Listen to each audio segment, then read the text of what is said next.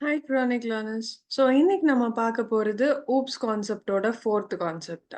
So already ஓப்ஸ்ல வந்து 3 concepts பார்த்தாச்சு. Object, class and inheritance. So அதோட லிங்க் வேணா நான் கீழே தரேன், இன்னொரு வாட்டி பார்த்துக்கோங்க. ஸோ இப்போ நம்ம பார்க்க போறது பாலிமார்பிசம். ஸோ பாலிமார்பிசம்னா என்னங்கிறத first will see. So polymorphism அப்படிங்கிறது ஒரு மெத்தட்ஸ் இல்லைன்னா ஃபங்க்ஷன்ஸாக இருக்கட்டும், அதுக்கு சேம் நேம் தான் இருக்கும், ஆனால் அதை டிஃப்ரெண்ட் டைப்ஸாக எக்ஸிக்யூட் பண்ணிக்கலாம். பாலிமார்பிசம்ங்கிற நேமே வந்து பார்த்தீங்க அப்படின்னா, பாலினா மெனி, மார்ஃப்னா ஃபார்ம்ஸ்.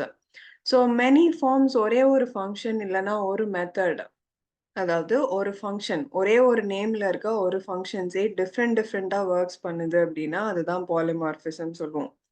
ஃபார் எக்ஸாம்பிள், இப்போ கட்லரின்னு எடுத்துக்கோங்க. கட்லரி அப்படின்னா நம்ம டெஃபினட்டிவா நம்ம ஒரு பேர் சொல்றோம். ஆனா கட்லரிக்குள்ள பார்த்தீங்க அப்படின்னா, ஃபோர்க்குன்னு தனியா வரும், ஸ்பூன்னு தனியா வரும், நைஃப்ன்னு தனியா வரும். ஸோ இந்த மாதிரி வந்து ஒரு பர்ட்டிகுலர் கான்செப்ட்டுக்குள்ளேயே உங்களுக்கு நெறைய சப்டிவிஷன்ஸ் வர்ற மாதிரி, நெறைய வெரைட்டி வர்ற மாதிரி இருந்தது அப்படின்னா, அதுதான் பாலிமார்பிசம் சொல்றோம்.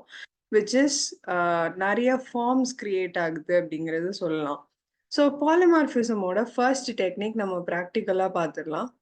ஸோ பாலிமார்பிசம்ங்கிறது creating many functions using one function. So இங்க பார்த்துடலாம். ஃபர்ஸ்ட் நம்ம என்ன டெக்னிக் பார்க்க போறோம் அப்படின்னா, மெத்தட் ஓவர்லோடிங்.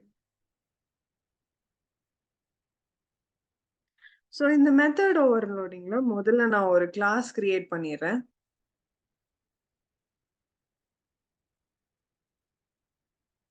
ஆப்பரேஷன் ஒரு கிளாஸ் கிரியேட் பண்றேன். இதுக்குள்ள ஆஸ் யூஷுவலா நான் ஒரு மெத்தட் கிரியேட் பண்றேன். Method is nothing but it is a function.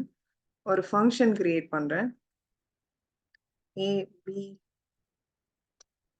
C.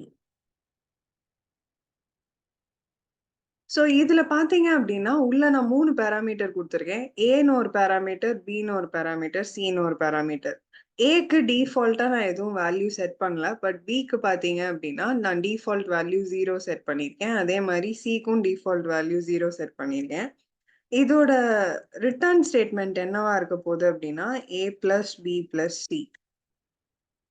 So இதுதான் ஃபங்க்ஷன். ஃபங்க்ஷன் எழுதியாச்சு. ஸோ இந்த கிளாஸ் ஆப்பரேஷன் என்ன பண்ண போகுது அப்படின்னா, நான் ஆட் ஃபங்க்ஷன் கால் பண்றேன்னு வச்சுக்கோங்க. நான் ஆப்ஜெக்ட் ஆப்பரேஷனை கால் பண்றேன். ஆப்ஜெக்ட் ஆப்பரேஷனை ஐம் காலிங். ஸோ இதுல பார்த்தீங்க அப்படின்னா, நான் ஆப்பரேஷன் கிளாஸை கால் பண்றேன். ஸோ இப்போ நான் என்ன பண்ண போறேன் அப்படின்னா, ஆப்ஜெக்ட் ஆப்பை கால் பண்ணி அதுல ஆட் ஃபங்க்ஷன் கால் பண்ண போறேன். ஆட் ஃபங்க்ஷன்ல நான் 3 நம்பர் பாஸ் பண்ண போறேன். ஏக்கு ஒரு நம்பர், பிக்கு ஒரு நம்பர், சிக்கு ஒரு நம்பர். ஸோ 1, 2, 3, 4ன்னு பாஸ் பண்றேன்னு வைங்க. பிரிண்ட் தான். So 7 answer. 4 + 2 + 1 is 7 தான் என்னோட ஆன்சர். ஸோ இப்போ நான் 3 பாராமீட்டருக்குமே குடுத்துருக்கேன். நம்பர்ஸ் வந்து ஏக்கும் குடுத்துருக்கேன், பிக்கும் குடுத்துருக்கேன், சிக்கும் குடுத்துருக்கேன். ஸோ இப்போ இதே ஃபங்க்ஷனை நான் என்ன பண்ண போறேன் அப்படின்னா, சியோட வேல்யூ குடுக்கல. ஏவுக்கும் பிக்கும் மட்டும் தான் வேல்யூ குடுத்துருக்கேன். சியோட வேல்யூ குடுக்கல. ஸோ இப்போ இதை எக்ஸிக்யூட் பண்ணும்போது ரிசல்ட்ட பாருங்க. 3. ஏன் அப்படின்னா சியோட பை டிஃபால்ட் வேல்யூ வந்து 0. ஸோ 1 அண்ட் 2 மட்டும் ஆட் பண்ணா 3 தான் ரிசல்ட். 1 + 2 + 0 ஆட் பண்ணியிருக்கேன். ஸோ 3 தான் ரிசல்ட். இதே நான் ஒரே ஒரு இதுவா கூட யூஸ் பண்ணிக்கலாம் இத. நான் 4 மட்டும் போடுறேன்னு வைங்க. ஸோ ஏக்கு மட்டும் தான் நான் வேல்யூ பாஸ் பண்றேன். பிக்கும் வேல்யூ பாஸ் பண்ணல, சிக்கும் வேல்யூ பாஸ் பண்ணல. பட் ஸ்டில் வந்து எனக்கு A + B + C வந்து இங்க ப்ராசஸ் ஆக தான் போகுது. ஸோ அதை திருப்பி எக்ஸிக்யூட் பண்றேன். ஸோ 3 நம்பரும் ஆட் பண்ணாலும் 7. எனக்கு 2 நம்பர்ஸ் ஆட் பண்ணி +0 is 3. எனக்கு 4 + 0 + 0 is 4. ஸோ இதுதான் வந்து மெத்தட் ஓவர்லோடிங். ஸோ இஃப் நீங்க டிஃபால்ட் வேல்யூ பாஸ் பண்ணல, ஐ மீன் அந்த வேரியபிள்க்கு அந்த பாராமீட்டருக்கு வேல்யூ பாஸ் பண்ணல அப்படின்னா, டிஃபால்ட்டா என்ன வேல்யூ இருக்கோ அதே எடுத்துக்கும். ஸோ நீங்க பாஸ் பண்ணீங்கன்னா அந்த இது ஓவர்லோட் ஆயிரும். மெத்தட்ல வந்து நீங்க குடுக்குற பாராமீட்டர்ல அந்த நம்பர் ஆட் ஆயிரும். இங்க 2 and 4 நான் குடுத்துருக்கேன். ஸோ B = 2, C = 4ங்கிறது ஓவர் ரைட் ஆயிரும் இந்த வேரியபிள்ஸ்ல. சப்போஸ் நான் குடுக்கல அப்படின்னா, அதுல என்ன டிஃபால்ட் வேல்யூ இருக்கோ அத அப்படியே எடுத்துக்கும்.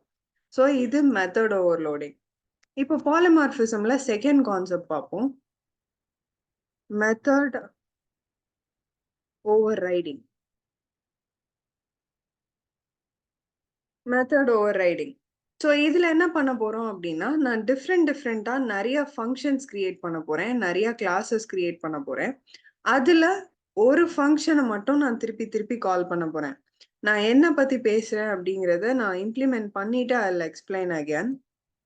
ஸோ நம்ம ஆல்ரெடி பார்த்த அந்த ஸ்பூன் ஃபோர்க் எக்ஸாம்பிள் இருக்குல்ல, நான் அதே எடுத்துக்கிறேன். ஃபோர்க்.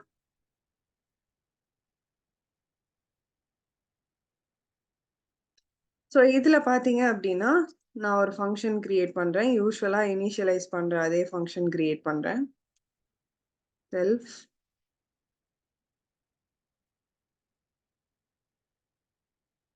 அந்த ஃபோர்க்கோட மெட்டீரியல் அண்ட் அந்த ஃபோர்க்கோட ஃபினிஷ். ஸோ கட்லரி அப்படின்னாலே நம்ம மெட்டீரியலும் நோட் பண்ணணும், அதோட ஃபினிஷும் நோட் பண்ணணும். ஸோ இது ரெண்டுத்தையும் கொடுத்துருக்கேன். ஸோ இந்த ஃபீச்சர்ஸ், அதாவது இந்த வேரியபிள்ஸை நான் உள்ள கால் பண்ண போறேன். we call this properties. Class wise பார்த்தீங்க அப்படின்னா இதை நம்ம ப்ராப்பர்ட்டிஸ்ன்னு சொல்லுவோம். ஸோ இந்த ப்ராப்பர்ட்டிஸ் நான் உள்ள கால் பண்ணிக்கிறேன்.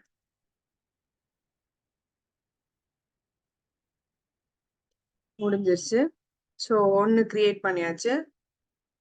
திருப்பி I'll create a class. Spoon ஒரு கிளாஸ் கிரியேட் பண்ணிக்கிறேன். நான் இதே காப்பி பண்ணிக்கிறேன், சின்ஸ் இதே தான் எனக்கு திருப்பி திருப்பி தேவைப்பட போகுது.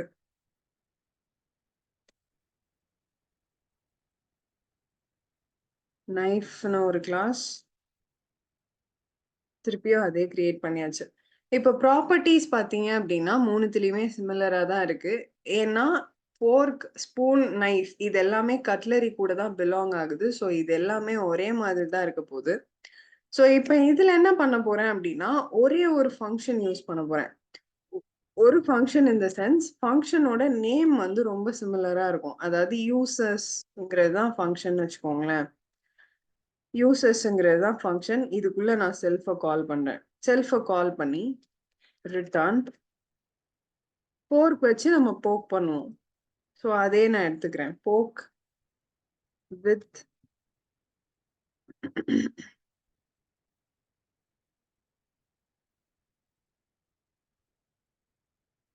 போர்க், அதோட ஃபினிஷ் கொடுக்குறேன் அண்ட் அதோட ஃபினிஷ் கொடுக்குறேன்.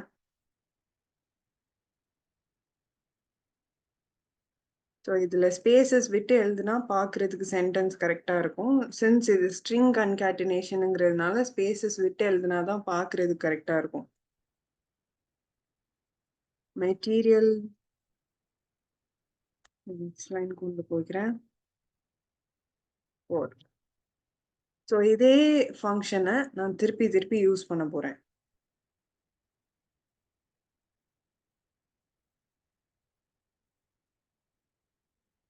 ஸோ ஜஸ்ட் உள்ள இருக்க கண்டென்ட்டை மட்டும் மாத்துறேன்.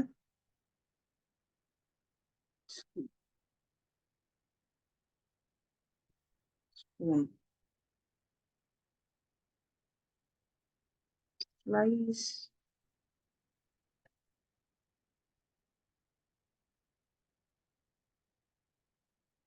Knife. ஸோ இப்போ எலாபரேட்டா இதுல என்ன பண்ணியிருக்கோங்கிறத நான் எக்ஸ்பிளைன் பண்ணிடுறேன். ஸோ இதுல பார்த்தீங்க அப்படின்னா, நான் ஃபோர்க்குன்னு ஒரு கிளாஸ் டிசைன் பண்ணியிருக்கேன். அண்ட் ஸ்பூன்னு ஒரு கிளாஸ் டிசைன் பண்ணியிருக்கேன். நைஃப்னு ஒரு கிளாஸ் டிசைன் பண்ணியிருக்கேன். இந்த மூணுத்துக்குமே ப்ராப்பர்ட்டீஸ் பார்த்தீங்கன்னா சிமிலரா தான் இருக்கு. மெட்டீரியல் அண்ட் ஃபினிஷ் தான் மூணுத்துக்குமே properties. So material and finish, material and finish. Spoon, fork, knife எல்லாத்துக்குமே மெட்டீரியல் அண்ட் ஃபினிஷ் தான் நான் ப்ராப்பர்ட்டீஸாக யூஸ் பண்ணியிருக்கேன். அண்ட் இது எல்லாத்துலேயுமே உள்ள பார்த்தீங்கன்னா ஃபங்க்ஷன் வந்து யூசர்ஸ் தான் கிரியேட் பண்ணியிருக்கோம். எல்லாத்துலேயுமே யூசர்ஸுங்கிறது தான் ஃபங்க்ஷன்.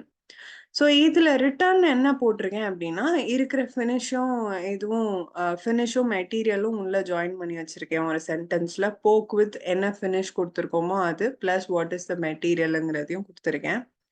ஸோ இப்போ யூசஸ்ங்கிற ஃபங்க்ஷன் வந்து காமனாக இருக்கு. ஒரே ஒரு ஃபங்க்ஷன் தான், பட் இது எப்படி டிஃப்ரெண்ட்டாக ஒர்க் ஆக போகுதுங்கிறத பாருங்க. ஸோ ஆப்ஜெக்ட் ஒன்னுங்கிறத நான் கிரியேட் பண்ணிக்கிறேன். ஆப்ஜெக்ட் ஒன்ல நான் ஃபோர்க்கை கால் பண்றேன். ஃபோர்க்கை கால் பண்ணி உள்ள காப்பர் மெட்டீரியல் தரேன் அண்ட் மேட் ஃபினிஷ் கொடுக்குறேன். மெட்டீரியல் தான் first parameter. So material first கொடுத்துட்டேன், ஃபினிஷ் நெக்ஸ்ட் கொடுக்கணும். Matte finish. அதே மாதிரி I'm calling object two call பண்றேன். அதுல நான் ஸ்பூன் கிளாஸ் கால் பண்ணிக்கிறேன். ஸ்பூன் கிளாஸ் கால் பண்ணி சில்வர், ஸ்பூனோட மெட்டீரியல் சில்வர்னு தந்திருக்கேன் அண்ட் ஃபினிஷ் வந்து கிளாஸின்னு கொடுத்துருக்கேன். ஆப்ஜெக்ட் 3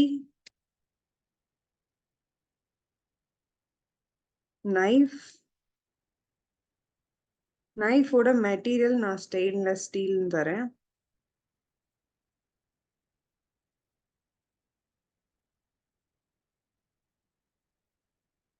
அண்ட் இதோட ஃபினிஷ் பார்த்தீங்கன்னா கோல்டு பிளேட்டட்னு தரேன் சம்திங். ஸோ இதெல்லாம் என்னோட ப்ராப்பர்ட்டிஸ்க்கு நான் ஒன்னொன்னுத்துக்கும் ஒன்னொன்னு கொடுத்துட்டேன். ஸோ இந்த ஒரே ஒரு ஃபங்க்ஷன் எல்லாத்துக்கும் சேம் நேம் இருக்கு பார்த்தீங்களா, அந்த ஃபங்க்ஷனை தான் நான் இப்போ கூப்பிட போறேன். ஸோ ஆப்ஜெக்ட் ஒன்ல ஃபோர்க் இருக்கு, ஆப்ஜெக்ட் டூல ஸ்பூன் இருக்கு, ஆப்ஜெக்ட் த்ரீல ஐ ஹாவ் நைஃப். ஸோ இதை கிரியேட் பண்ணியாச்சு. இப்போ நான் ஃபங்க்ஷனை கால் பண்ணுறதுக்கு ஜஸ்ட் ஐல ஆப்ஜெக்ட் இருக்கு, டாட் யூசஸ்ன்னு போட்டேன்னு வைங்க, எல்லாத்தையும் அதுவாகவே கால் பண்ணிக்கும். ஸோ எல்லாத்துக்கும் ஒரே நேம் தான் இருக்குங்கிறதுனால நான் ஆப்ஜெக்டை மட்டும் மாத்திட்டே இருந்தா போதும், லூப்ல யூசஸ் அதுவாகவே கிரியேட் ஆயிரும். ஸோ இப்போ நான் ஷிஃப்ட் என்டர் அடிக்கிறேன். இங்க பாருங்க, fork with matte finish copper fork, scoop with glossy finish silver spoon, and slice with gold plated finish stainless steel knife. So இதுதான் இதோட அவுட்புட். இந்த யூசஸ்ங்கிற ஒரு பர்டிகுலர் ஃபங்க்ஷனுக்கு பார்த்தீங்க அப்படின்னா ஒரே ஒரு ஃபங்க்ஷன் தான், ஃபங்க்ஷனோட பேர் ஒன்று தான், but it can take multiple forms, நிறைய ஃபார்ம்ஸில் ஒர்க் ஆகும் அப்படிங்கிறது தான் இதோட மீனிங். இதுதான் பாலிமார்பிசம். இது பேர் மெத்தட் ஓவர் ரைடிங். இந்த மெத்தடையே நீங்கள் வந்து நிறைய வாட்டி ஓவர் ரைட் பண்ணி வந்து யூஸ் பண்ணியிருக்கீங்க. ஒரே மெத்தட் தான், பட் இதோட ஃபங்க்ஷன் பார்த்தீங்க அப்படின்னா ஒரு கிளாஸுக்கு தகுந்த மாதிரி டிஃப்ரெண்ட்டாக மாறும். ஸோ இதுதான் நம்ம வந்து பாலிமார்பிசம் சொல்லணும். தேங்க்யூ. ஸோ இது உங்களுக்கு ஏதாவது டவுட்ஸ் இருந்துச்சு, இன்னும் கிளாரிஃபிகேஷன்ஸ் ஏதாவது வேணும் அப்படின்னா கமெண்ட் செஷன்ல லீவ் பண்ணுங்க. தேங்க்யூ.